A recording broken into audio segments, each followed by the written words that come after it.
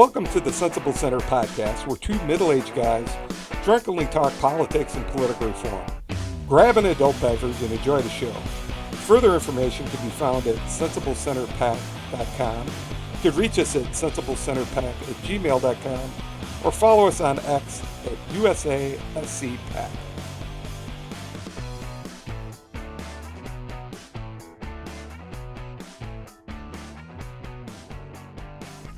And now part 2 of our discussion with Dr. Tony Bryson. If you didn't catch part 1, just download that podcast, which is right before this one, and then enjoy part 2. Thank you. What we're going to see is a lot of our social programs fall apart. A lot of those entitlements that we've all paid into our whole lives. And yes, they are entitlements. I paid into them. I'm entitled to get my money out of those investments. Those are going to fall. They've been very vocal about what they're going to do to Medicare, Medicaid, Social Security since the election win. We need to start paying attention to this. These are important things that they're talking about. And I don't know about you, but I'm at that age where I'm starting to eyeball retirement. And I don't want my Social Security, that is a big part of my retirement, all of a sudden disappearing so some douchebag billionaire can get a big tax cut. I'm not so worried about that because I really think those things are just not politically viable. I do think it's more politically 2 hours viable. ago, Vivek said that widespread cuts to Medicare and Medicaid are not going to happen. Well, I don't know what that means. And I don't know how he would even have any authority over that to begin with. Clearly he doesn't. That's the congressional issue. There's nothing out there story-wise, Medicare, Medicaid, Social Security, where Trump wants to cut it. There's nothing. No, I don't see that as a huge threat. I do think there's going to be threats to our institution of government. I do think there could be drastic changes. Government needs to get cut. There's going to be a point when the people are going to say enough is enough, and there is going to be a let them have cake moment. Maybe we experienced one earlier today when the CEO of United Health was gunned down in the streets of New York. So you think that was and I thought the same thing. That was a political assassination. He denied a claim somewhere along the line, right? You know what's interesting is I went into the liquor store today. I went into the liquor store today, and I was talking to the beer guy in the liquor store, right? I've got a good relationship with him, and I brought him a beer in from Chicagoland, where I was last weekend. We're sitting there sharing it because I wanted him to try it. And he brings up his phone to show me that story about that assassination attempt, right? Which I already read about this morning. I'm sorry, the assassination or the murder, whatever. Yeah. Which I already knew about. And he says, my uncle is an executive at this company. He's about 3 levels below the CEO. And one of his bosses told him, hey, I had dinner with this guy a week ago. And I asked him, I said, what do you think it was? Do you think it was a disgruntled person who didn't get a claim accepted? He said, no, it's definitely political. Political? And he said, from what he's heard, and I'm not going to say about from who or any of that. He said, from what he heard, yeah, he thinks it was a hit job from not. I'll just say it this way: it was not from somebody, and from what he, and this is all opinion from people, but yeah, it wasn't just somebody who had a claim denied. Put it that way. Well, it was obviously a professional job. Yeah. Someone doesn't approach a target like that and have a suppressor. Suppressors are regulated material. You have to have a tax stamp for that, so you have to go through an extensive background process to get access to a suppressor. So this is somebody who either acquired that illegally or had gone through the process of getting that piece of equipment. I will go with the former. So I believe that this was probably a professional hit. especially based on the target in question. United Health has not had a great reputation over the past few years. Right. So I think there's enough people out there with an axe to grind. You think somebody hired somebody to? I would think so.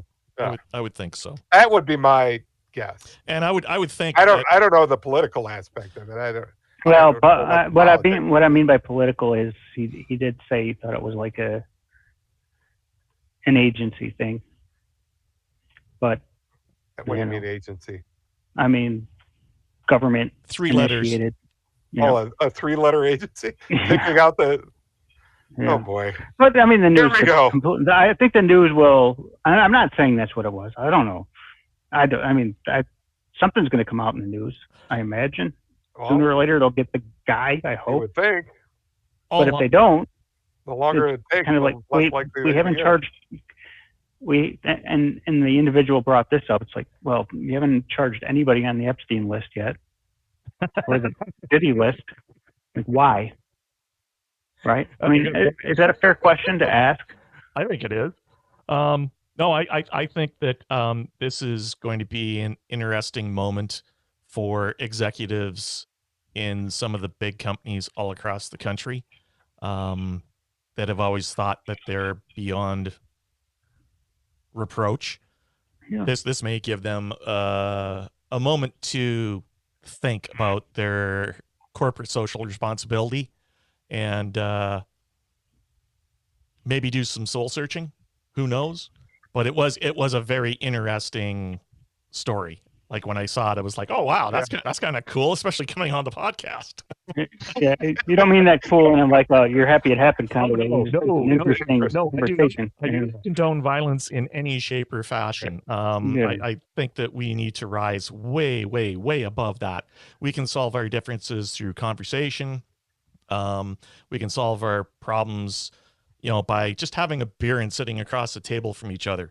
We don't need to throw punches. We don't need to draw weapons. We don't need to kill each other over stupid things like differences of opinions in politics. The thing about that United Way thing, though, right? Or United Way, I'm sorry. United Healthcare. United Healthcare, thank you. No way is United Way involved in this, just for the record. The thing about that is it was very public. It feels like it was meant to send a message, right? Oh, no doubt. Daylight? Middle of daylight, Manhattan? Middle of the day, in front of a camera. Yeah, that doesn't happen too often. On the street in New York. Yeah. Like, it feels like it was meant to send, what that message was, I don't know. But you assume because you don't know, or I assume because I don't know, it was meant to send a message to somebody that does know. Let's just hope that the message wasn't just, approve my MRI. Yep. Or you kill my wife. Yeah, exactly.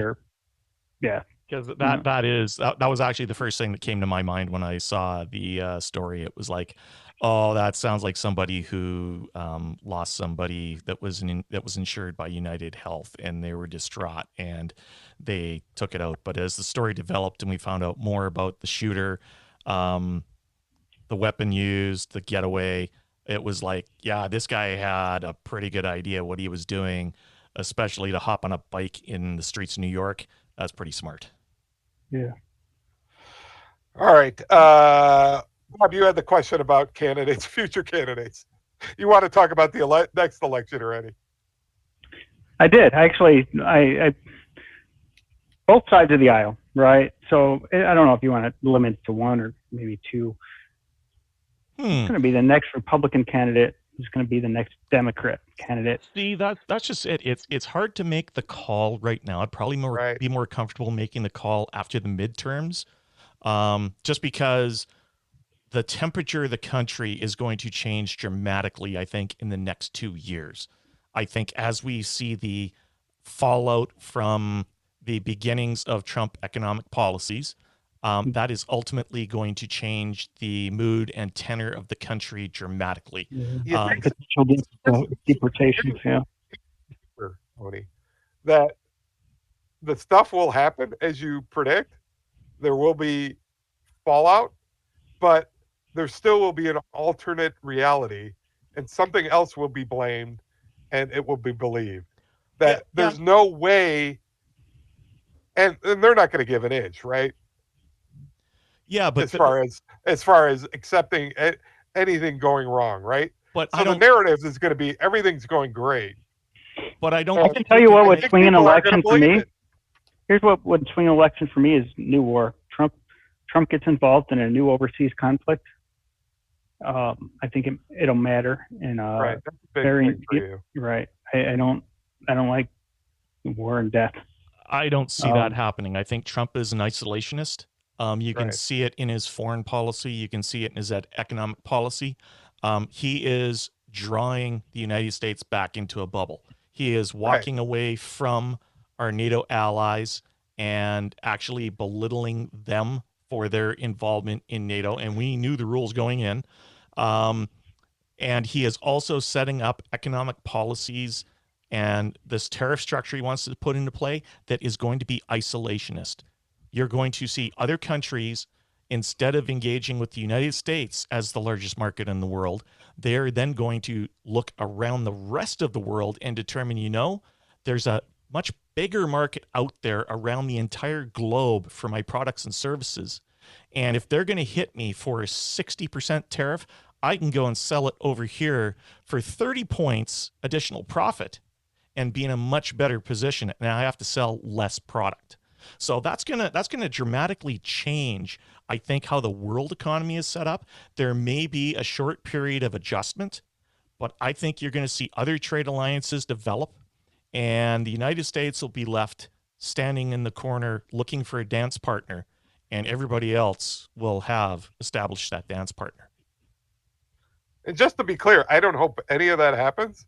I hope he's successful in reforming government, getting out costs, doing all these things that he talks about, not so successful on tariffs, protecting our industry, maybe bringing back some jobs here that have gone overseas, pressuring companies to bring back jobs. I'd like to see all of that. I don't think we've necessarily gotten a complete fair shake on international trade. I don't think we've necessarily gotten a fair shake of being the policeman of the world. I think directionally, I sort of agree with him. The problem is, execution-wise, he's never been very good at that.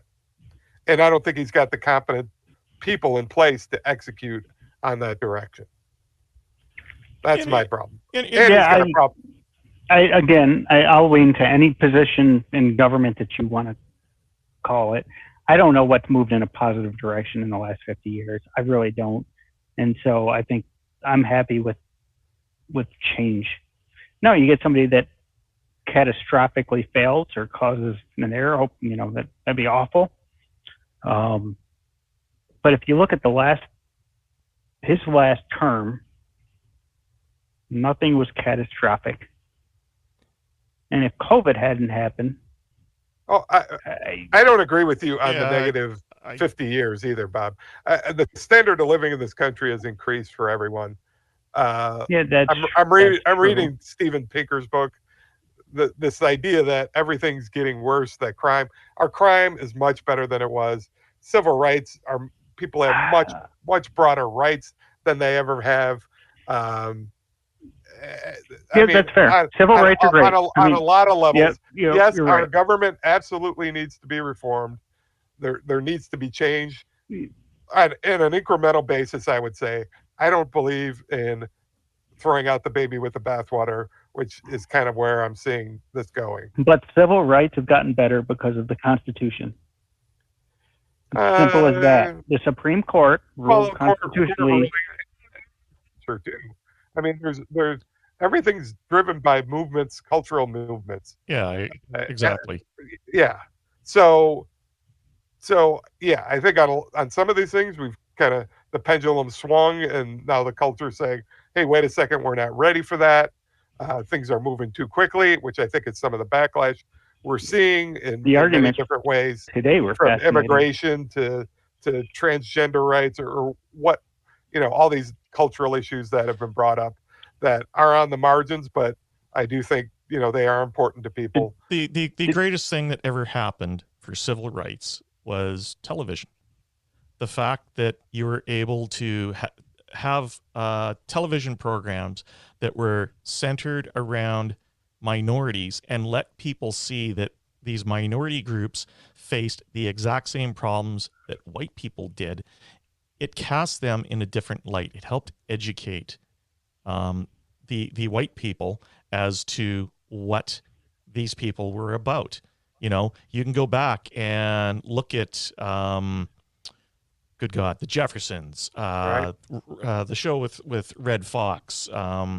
You can go and Sanford look and Son, right? Sanford and Son. Thank Yeah, you. Sanford You and Son. you can go and look at for Hispanics, Chico and the Man. Some of the performance series. Yeah, to me, that showed that these people are human beings just like Yeah. everybody else. Everybody faced the same problems. Everybody had the same challenges, and they faced it with humor. They faced it with resiliency. Everybody put their pants on at the same time, same way, and that changed the perception of everybody about everything. But now we have splintered and siloed media where those messages are very tough to get through. Exactly. Now, right? When we had 3 channels, it was much Right. easier to get these messages out and help shape the zeitgeist. Now that the zeitgeist is fractured into like 10,000 pieces, it is hard to develop any consistent feel, any consistent idea within the zeitgeist and get people to think the same way.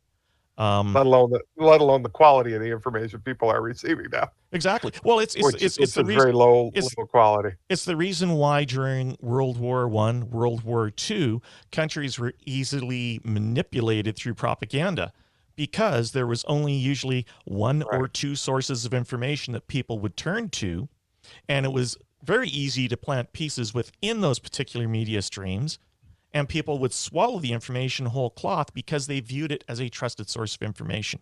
When we had 3 channels, all of them were considered trustworthy. Now that we've fractured into like 500 channels and 10,000 YouTube channels and 1 billion blogs and just an incredible number of media sources, it's impossible to get people Yeah, to you agree. still see government, not necessarily ours, although ours to some extent, censoring that stuff. Like, look at what's happening in England. Put an opinion out there and you end up in jail potentially. We'll see how things develop in this country over the next few years. When the president-elect has said personally more than 100 times that he will put journalists in jail, he will jail his political opponents. He doesn't mean that. Obama did it. Except for the fact that Washington Post didn't endorse a candidate this year. Just minor point, right? And that was very interesting. That was a bellwether moment, I think for this country. The fact that the Washington Post, the New York Times really didn't get out in front and endorse a candidate. The reaction from the media going into the election obviously said that they felt who they knew was going to win, and that ultimately played into my prediction of 302. The result of the election, and we have seen it happen, when Morning Joe goes to Mar-a-Lago to kiss the ring and exactly and basically plead for their existence on the airwaves, that has a chilling effect across the entire mediascape. And we are about to see and feel the That's feedback something we of haven't that. seen in this country for a very long time, if at all. I don't think New York Times, June 8th, 2014. Under Obama, a chill on press freedom. The Obama administration has pursued more journalists than other administrations. They did. McClatchy, Washington Bureau. Obama administration targets reporters and cracks down on leaks. Yeah, they were worried about leaks. This is right? something different, Bob. It's this not. Is something totally They're attacking different. This is the going freedom after, of the press. No, it's a totally. You're comparing apples and oranges, Bob. Yeah, it really is. You're looking at an issue that was. What journalist did the Trump administration crack down on or arrest? None yet. There's a difference. None yet. But the threat he of had it. 4 years as the president. The threat of it. He's not president yet. He does not have the powers to do so. Well, he was trying to crack down on leaks. it's a different issue. But I'm not going to say that he didn't. It's journalism. Don't you want your government held accountable? Don't you want your government held accountable? Yes. What's the problem with the leak? Completely agree. That never should have happened. To me, journalists they should have a shield. They should have protection.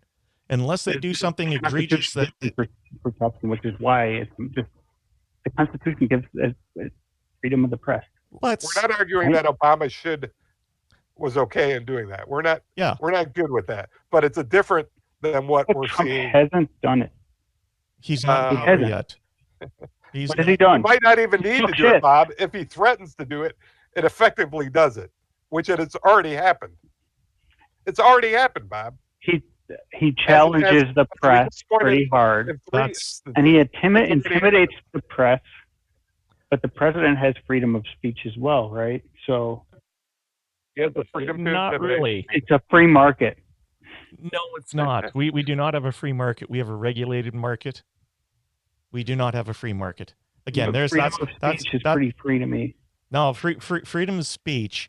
If you read the Constitution, the government shall not infringe upon your right to say something. The government will not. Yeah. That does not mean you have the ability to say and do anything that you want. That's always been a misnomer. I wish people would read the Constitution and understand the Constitution.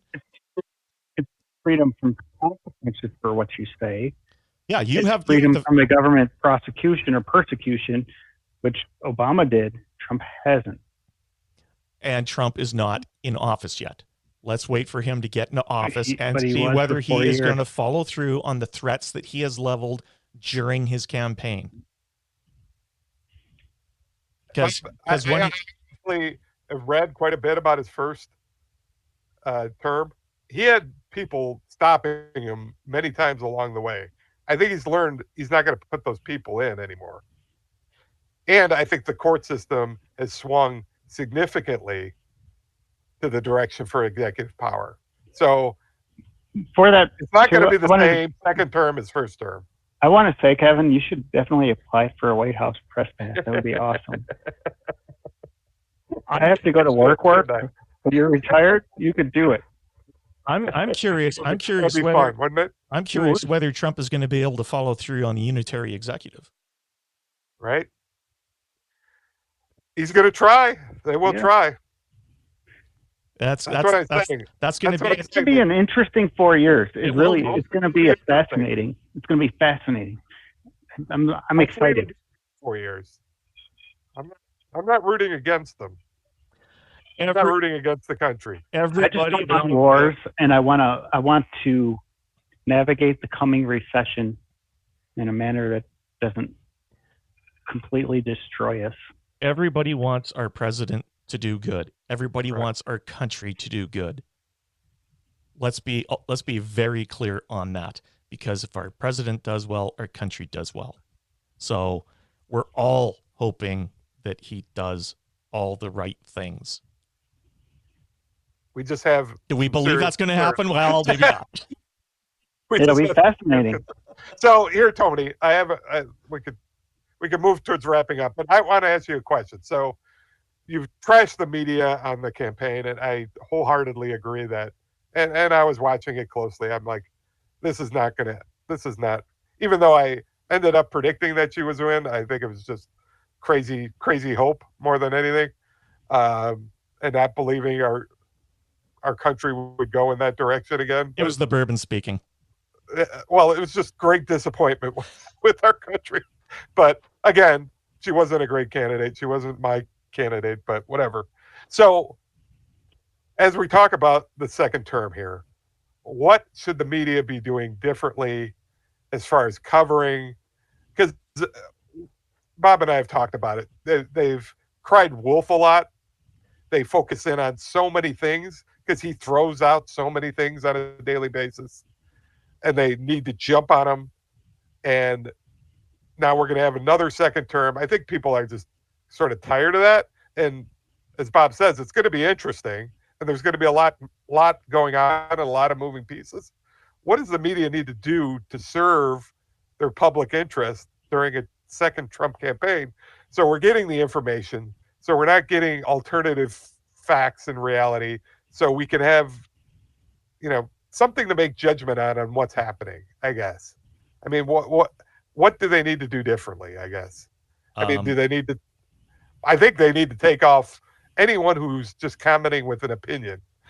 Well, I think they need to take out talking heads. I would like to see opinion journalism go the way of the dodo. Frankly, I'd like to see opinion journalism go hunting with Dick Cheney and let him shoot it in the face. Just get it over with. I'm just so tired of that. Yeah, it's useless. It does nothing to forward our nation. So what would I like to see the media do? How about start with providing oversight? Track every single thing the new administration does and document the abuses that are about to be done. Shine a bright light into the darkest recesses of Trump's political mechanism and show the insanity that is certain to follow, just like it did in the first time in office. Most importantly, speak some truth to power. Be the voice for the American people. Do their job. Stop pandering and accepting whatever line of BS is floated. Present the facts. Educate the electorate so that they are prepared to execute their civic responsibility in 2 years and then again in 4 years. Let's get it right in 2 years and in 4 years. So how do you handicap whether they're going to be able to pull that off? I'm taking odds like 1,000 to 1. I think that they're gonna go down the same path. Yeah, they're gonna be down on bent knee, and they will bow. Oh, you think they're gonna be coward? Oh, of course they are. Of course they are, because Okay. that's where the money is at. Trump is great for business because he says crazy things. He does crazy things. He is a news story every single day, usually 5-6 times a day. And the media loves this. He fills up the news hole better than anybody on the face of the planet. Does it look good for the United States? No, not really. Does it work for governance? No, not really. Does it ultimately move the nation forward? No. But it does sell the news cycle. It draws in viewers and it generates money for the news divisions. Yeah. Do you think they were happy that he be from a revenue standpoint? I would think it would benefit them, right? It was hilarious on election night. I lay there in bed hopping channels, in the wee hours of the night, hopping channels just to get a good rounding idea of what the media was, how their responses were. And every single channel was gleeful. I would have thought MSNBC rather, would have been wanting to, basically commit seppuku on live TV. They were yucking it up. They were laughing about it. They were joking away. I was like, what? This doesn't make any sense. Go over to Fox. Right. And Fox was more dour. Said was exponential for 4 years. And, yeah. And they're jumping off the building. Yeah, it was so bizarre. Right. And I'm like, okay, this doesn't make any sense. And it didn't matter which channel I went to. Everybody, with the exception of NPR and PBS, were like, they were giddy about it. Happy days are here. Exactly. Again. PBS and NPR were their usual, like, yes, this is a really momentous moment in American politics. Just putting you to sleep. But everybody else, I'm surprised I didn't see champagne corks in the newsrooms. Yeah. That's the state of our media. Hey, it was another interesting election cycle, to say the least. Well, there's not much. You're leaving me more depressed than when we started. Hey, let me leave you with. What can we end on a good note? Here's some direction for political wannabes out there. If you want to run for president in 4 years, here's how you can win. These are Dr. B's axioms or roadmap to success. 1, own the social media war. You control your narrative, and no one is there to fact check you before you post your message. So own social media. 2, leverage others with a following. Americans are sheep and will do what they are told, especially by influencers they follow. So get these people to amplify your message and repeat it for you. If you can get one of them to become a true believer in you, you will have an endless source of repetition and reinforcement for your message. Number 3, do not give interviews that you do not control. Do not allow others to ask you questions that you can't or don't want to answer. You must control the narrative. Number 4, if you are forced into a debate, project. Project all your faults and your flaws onto your opponent. Make them counter and prove they aren't what you say they are, even when you are everything that is ugly and negative. If you can forward the narrative that your opponent is trash, then you have created space for your behaviors to be considered acceptable. Number 5, be outrageous. Say and do stupid things to draw the traditional media into you and provide that free coverage and name recognition. Trump has proven that there is no such thing as bad media coverage. So as long as you control the narrative, you control your message. Once you have the media on your doorstep, lie, project, spin. Do whatever it takes to keep the media chasing their tails and repeating your message. And finally, use fear to your advantage. Paint your opponent as the devil-worshipping communist that he is. People won't challenge you if you appeal to their fears. Rational thought goes out the window, and they will do the opposite of what they should do, and instead will run to you for protection. If you follow these steps, you can get a seat in Congress, you can get a seat in Senate, you may even one day be president. Here's the thing. I think people don't realize, especially locally, right? You put your name on the ballot and try a little bit, you can make a difference locally. Nationally, I'm just looking back to I think it was number 5, where he said, say stupid things. I don't know about stupid necessarily. You can say things and control narrative. Stupid, smart, whatever. Outrage sells. Outrage sells. It absolutely does. It gets media attention, and people are outraged, and they'd be outraged without Trump, right? I mean, go to the grocery store.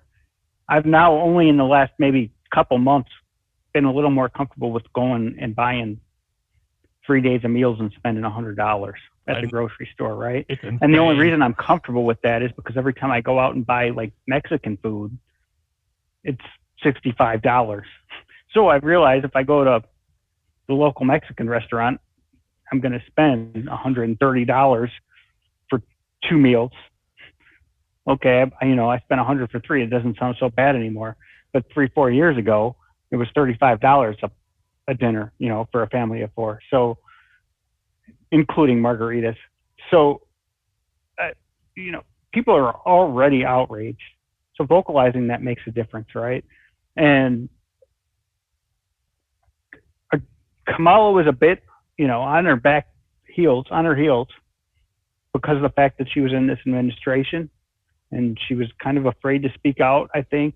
I really do. I think she was afraid to criticize Biden a little bit because he's still got that bully pulpit. He could still go up on stage and say, yeah, Kamala did this or that or didn't do this or didn't. He still had that stage whether he liked it or not, or whether she liked it or not, and she knew it. That said, people know what they're feeling. And Trump, again, vocalized on it. It's as simple as that. I don't know. Here's the thing. I agree with your list there. I do. Right now, if I could go out and do those things effectively, barring a word or two, I could be a politician. And you have to appreciate that a lot of that was tongue in cheek, but there's a lot of truisms in each of those points. I agree. There's a lot of truth. You've got to have the confidence and the willingness to kind of go out there. I mean,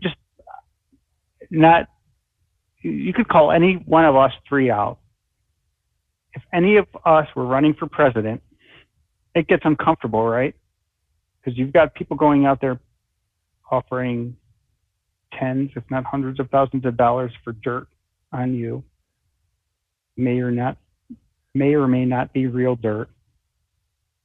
You've got a family to think about. You've got a reputation to think about, potentially a job to think about, just self-dignity to think about. And it's dirty. It's nasty. It's awful. And it's been that way since the beginning of our country. Maybe not George Washington, but after that, they were pretty mean to each other, especially when you get to the Congress and the Senate, when you're running a campaign. So it's been that way forever. I don't know that it's any different now. I think the difference is, for the first time since the very beginnings of our country, social media allows for a lot of voices, a lot of opinions, and a lot of, in parentheses, fact. And I don't think it's a bad thing. I just don't. I think it's good.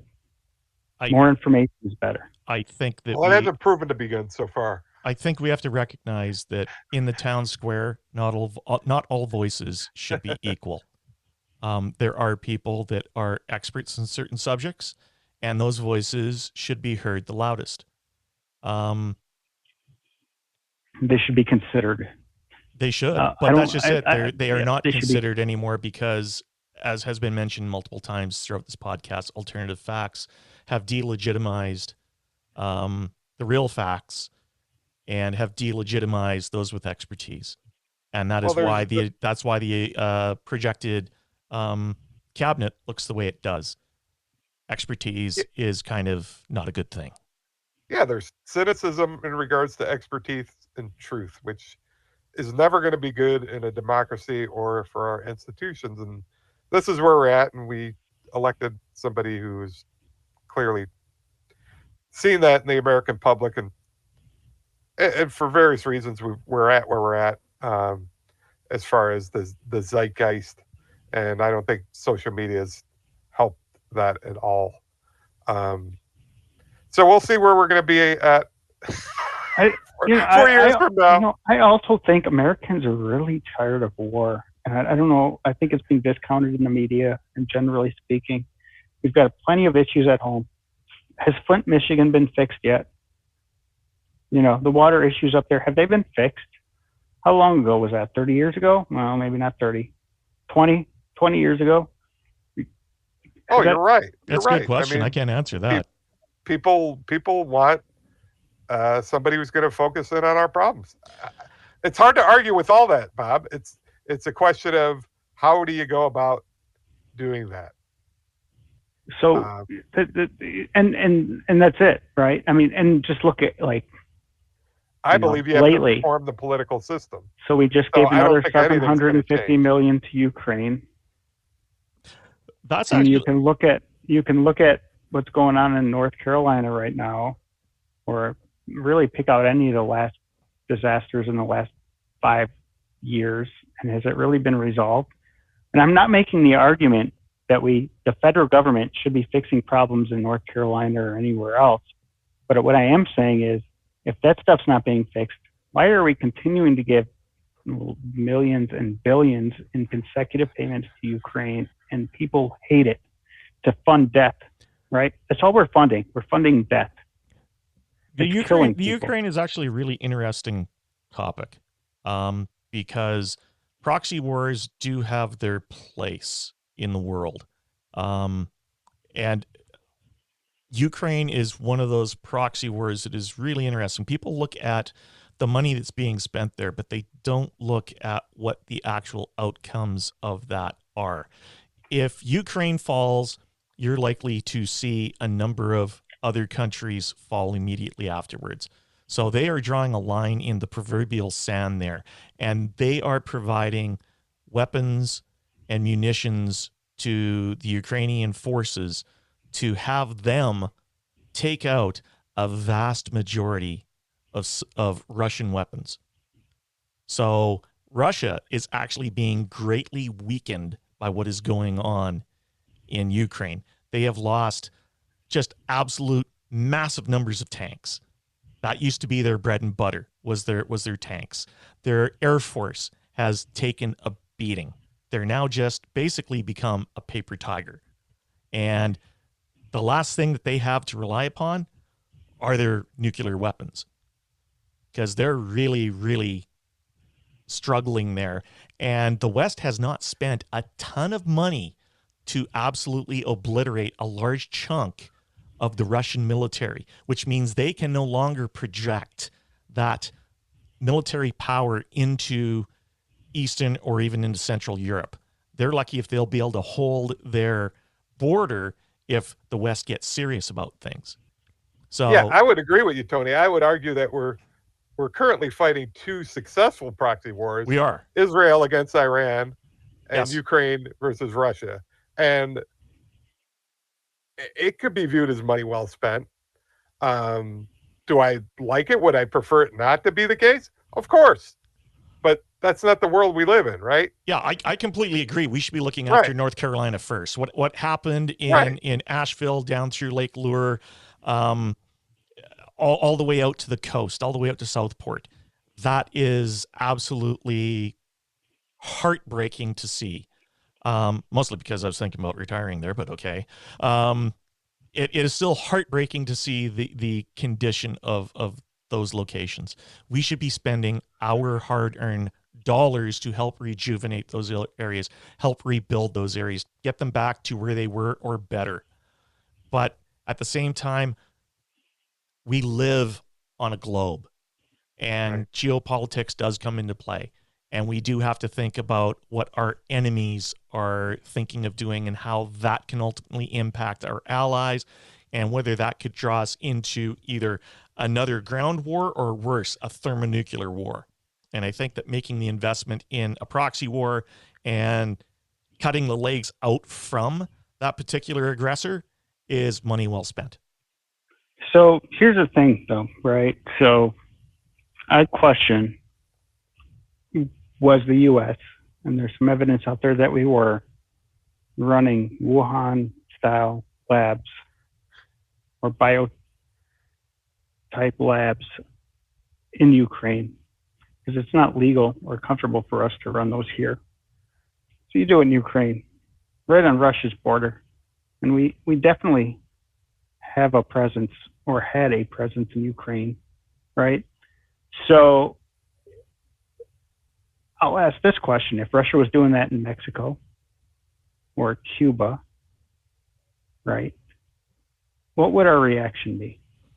Oh, we would go in and kick their ass. That's what we would do. We go in and kick their ass. But right. there was never any indication. Why is Russia in the wrong and we'd be in the right? There was never any indication that that was the case from Putin or his reasons for invading Ukraine. The reason not per United States media.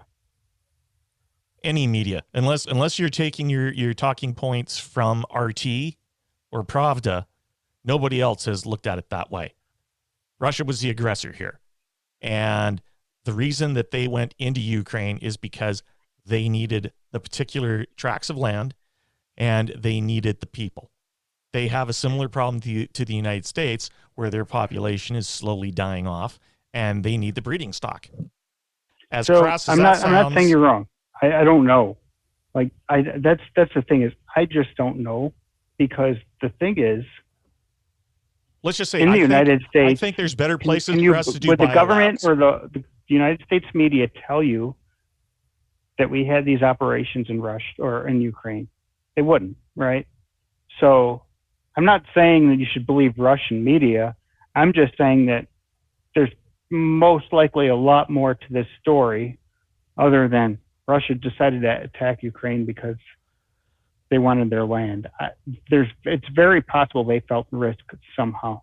Well, I would like to see evidence of that story through a trustworthy media source. You know, I would like to see something from the Germans. I would like to see something from the Finnish or the Swedes, the Danish. People within that particular region who are very in touch with the geopolitics of that region and know the risks associated with their neighbors. Maybe even the Poles would be able to identify that as being an existential reason for an invasion from Russia. The fact that we have not seen any of that information come out through those media sources makes me think that that is not factual in any shape or fashion.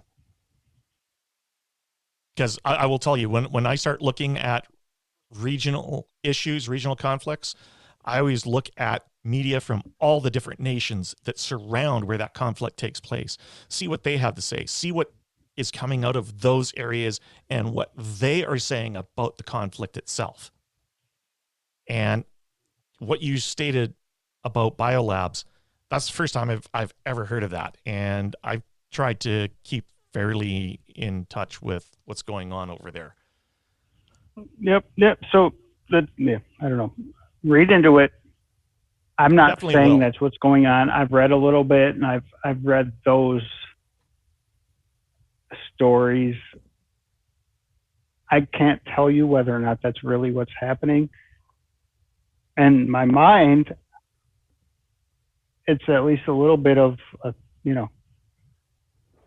I won't, it's a thought, right? Something you have to consider. And I'll just add this to the conversation, right? So if you consider our GDP, we've spent about 0.35% of GDP in Ukraine, right? So that's a third of a percent of an annual GDP, which equates to about $95 billion over the course of the war. That's a lot of money. Where's that money going, Bob? Well, some of it is going to Lockheed Martin and Boeing and most of it, I would suggest. You're saying they're driving around in Bugattis. Well, they absolutely are. Kyiv. So they are driving around Bugattis in Ukraine. Our money's going to pay for Go look Bugattis. at the president's wife and see what she's driving and what her jewelry looks like. I mean, it's absolutely happening. I'm not aware of them living the high life in Ukraine, but whatever. Let me ask you a question. How does foreign aid work? We give them a bunch of money and we expect them to follow what we want them to do. Yeah, and it actually isn't money. We give them basically a line of credit that they can use that particular money to go and buy products and services from American companies. It is quid pro quo. So, and they still have to follow our, for lack of a better term, regulatory instruction. Exactly. So when we go and we give military aid to Ukraine to the tune of, say, $200 billion, what that is doing is we're actually sending them $200 billion that they're then spending on American systems, American munitions that they can then go and use in this proxy war. And kill people with. Exactly. But the most important thing is that we're making sales worth $200 billion. That's $200 billion to go back into our economy that we get taxes out of, although some of those particular corporations don't pay a lot of taxes, so maybe that's not accurate. And we can use for innovation that will win us a war if we're really in trouble. Right? Exactly. So hopefully that's the way it goes. So even if we end up spending, even if we spend $500 million over there, it's actually going back into our economy, helping our country. And then at the same time, we're fighting a proxy where we are weakening an enemy. So foreign aid, even though it is a very, very small percentage of our budget, and when I say small, I mean under 2% of our budget, it plays a really big role in maintaining American hegemony around the globe. And I can't argue that. I mean, there's logic in your thinking. I just don't like war. I don't like war. I don't like the funding of war. And I don't like the money that's kind of missing off of the top, if you will, right? Our Pentagon budget. Yep. 7 years now, right? Failed audits.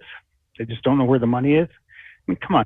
But that's beside the point. We're spending over $1 trillion when you take the military budget and the Department of Energy, who maintains and controls our nuclear weapon stockpile.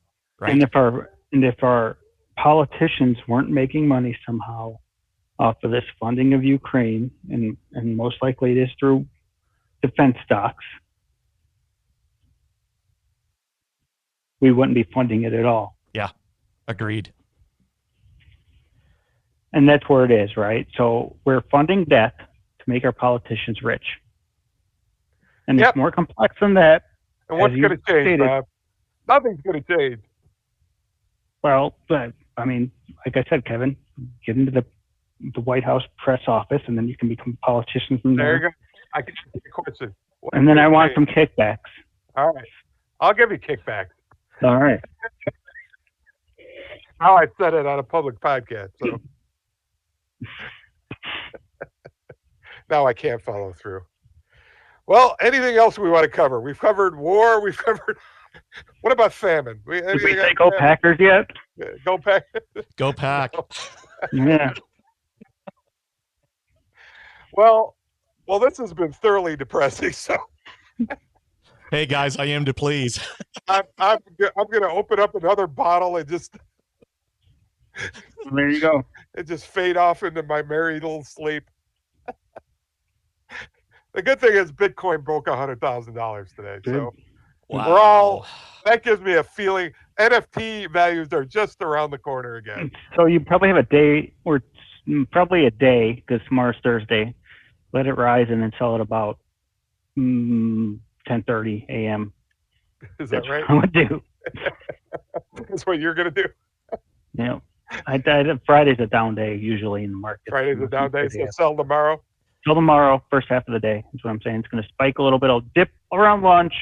Might have a little, you know, you don't need to play the market too much that crazy, but that's my thought. Isn't There it you go. sad? Isn't it sad that you actually can see the cycle for crypto and understand when to buy, when to sell to maximize your profit? Not me. In the stock market, though, I mean, the stocks are going to be the same. I expect stock kind of tomorrow should be another up day. Friday will be a down day. It's kind of how it works, barring any crazy news cycles. But Well, I it should used to be follow your crypto trade. didn't follow the market, but now crypto follows the market pretty closely. Isn't that weird? Because you think it would It be is. just the opposite.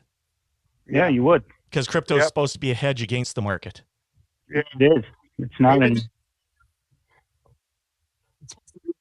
Currency. Yeah, to be clear, I don't know. I don't know about crypto. Everybody loves it. People are saying it's going to go to. I'm just. You're turning on crypto?